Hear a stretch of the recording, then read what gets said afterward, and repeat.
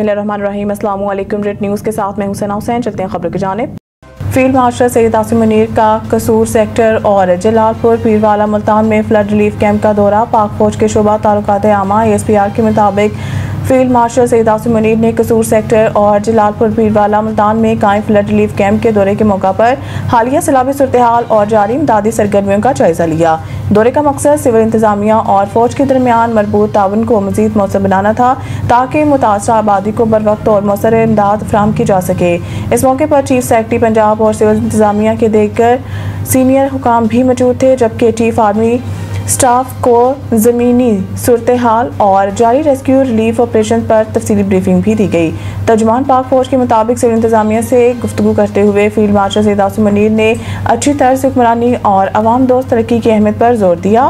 Field marshal ने कहा है कि तमाम इकदाम बशमूल बुनियादी ढांचे की तरक्की जो बार बार आने वाले सैलाबों के नुकसानात से अवाम के तहफ़्फ़ुज़ के लिए ज़रूरी है, इन्हें तरजीही बुनियादों पर मुकम्मल किया जाए। रियासत हर साल कीमती जानों और इमलाक के नुकसान के मुतहम्मिल नहीं हो सकती। कबल अज़ीम लाहौर और मुल्तान के कोर कमांडर्स ने कसूर और मुल्तान आमद पर फील्ड मार्शल सैयद आसिम मुनीर का इस्तकबाल किया।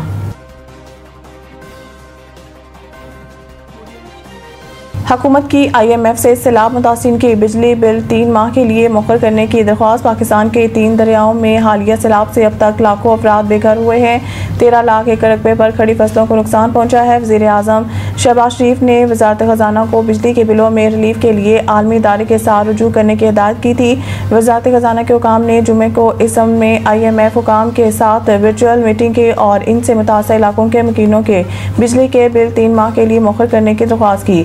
IMF ने नुकसानात का डाटा मांग लिया है जो पावर डिवीजन इसी हफ्ते फराहम कर देगी। ज़राए के मुताबिक अब तक लेस्को, गैपको, फेस्को और मैपको के सार्फिन सैलाब से मुतासर हुए हैं।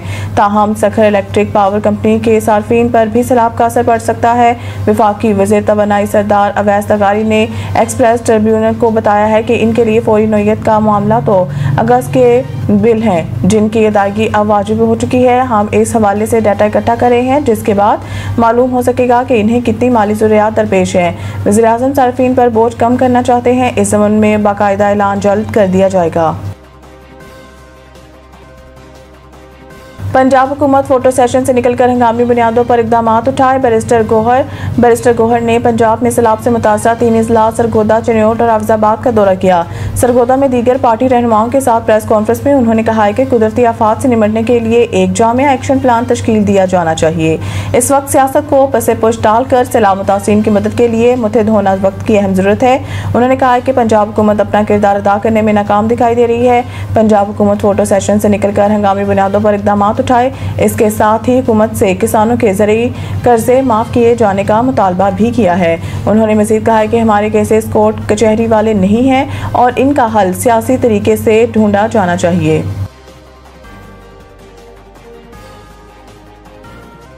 जजों के मीटर चालू रहते हैं। ख्वाजा आसिफ और साद रफ़ीक अशराफिया की मरात पर फट पड़े। 2 रोज़ कबल रजिस्ट्रार सुप्रीम कोर्ट की जानिब से चीफ जस्टिस पाकिस्तान की मंजूरी से वज़ारत दाखिला को लिखे गए ख़त में कहा गया था कि मुल्क की मौजूदा सिक्योरिटी सूरत हाल के पेश नज़र हर रिटायर्ड जज को 3 पुलिस एहलकारों पर मुश्तमिल सिक्योरिटी फराहम की जाए। रजिस्ट्रार सुप्रीम कोर्ट की जानिब से लिखे गए ख़त में यह भी कहा गया था कि जो जज इंतकाल कर चुके हैं इनकी बेवाओं को भी 3 पुलिस एहलकारों की सिक्योरिटी मुहैया की जाए ताकि इनकी हिफाजत यकीनी बनाई जा सके।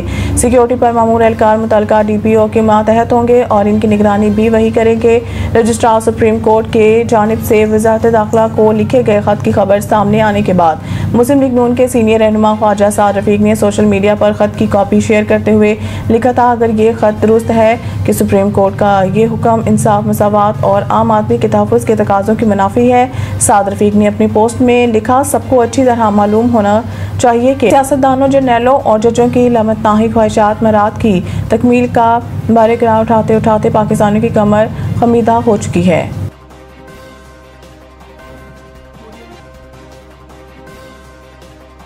पंजाब के बाद सैलाब सिंध में जोर पकड़ने लगा। गुड्डू बैराज पर पानी की आमद में इजाफा, ऊंचे दर्जे का सैलाब। गुड्डू बैराज पर पानी के बहाव बढ़कर 5,37,000 क्यूसिक हो गया। फ्लड फोरकास्टिंग डिवीज़न लाहौर के मुताबिक सखर और कोटरी बैराज पर भी पानी की आमद बढ़ गई। सखर बैराज पर पानी की आमद 4,60,000 क्यूसिक रिकॉर्ड की गई, जबकि कोटरी बैराज पर निचले दर्जे का सैलाब है। दरिया सिंध में कोट मिठन, राजनपुर, चाचरा शरीफ पर पानी की आमद में भी इजाफा हो गया। पानी की सतह बुलंद होकर 11.4 फुट पर आ गई। हेड पंजन का सैलाबी रेला कोटमिटन के मुकाम पर दरिया सिंध में शामिल हो रहा है, जिसकी वजह से कच्चे के इलाकों में ऊंचे दर्जे का सैलाब है। दूसरी जानब दरिया चनाब में हेड पंजन पर बहाव में कमी आना शुरू हो गई है, जहां पानी का बहाव तकरीबन 30,000 क्यूसेक कम होकर 6,33,000 पर आ गया, मगर अब भी इंतहाई ऊंचे दर्जे का सैलाब बरकरार है। तहसील हरीपुर के कच्चे के इलाके मलाहवाली में भी पानी दाखिल हुआ, जिसके बाद इलाका मकी नकल मकानी पर मजबूर हुए।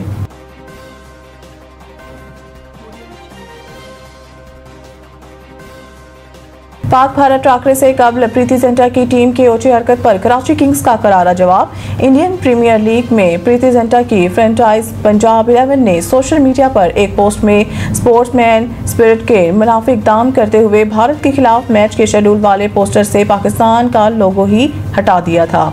पंजाब किंग्स ने अपनी सोशल मीडिया पोस्ट में पाकिस्तान के लोगों की जगह एक सफ़ेद डिब्बा लगाया, जबकि पोस्ट में भारतीय क्रिकेट बोर्ड का लोगो वाज़िह तौर पर नजर आया है। पंजाब किंग्स के इस गैर अखलाकी इक़दाम पर भारतीय क्रिकेट फैंस समेत दुनिया भर के क्रिकेट फैंस ने इसे अहमकाना और ओछी हरकत करार देते हुए आड़े हाथों लिया था, जिसके बाद पंजाब किंग्स ने अपनी पोस्ट पर कमेंट्स का सेक्शन ही बंद करना था। मदाहों की तनकीद और दबाव के बाद अब PSL के फ्रेंचाइज कराची किंग्स की जानिब से भी एक तख्लीकी पोस्ट शेयर करते हुए पंजाब किंग्स को भरपूर जवाब दिया है। कराची किंग्स की सोशल मीडिया पोस्ट में पाकिस्तान के कप्तान सलमान अली आगा को शतरंज खेलते दिखाया गया, जबकि भारतीय कप्तान की तस्वीर मुकम्मल तौर पर साए में लिपटी हुई थी।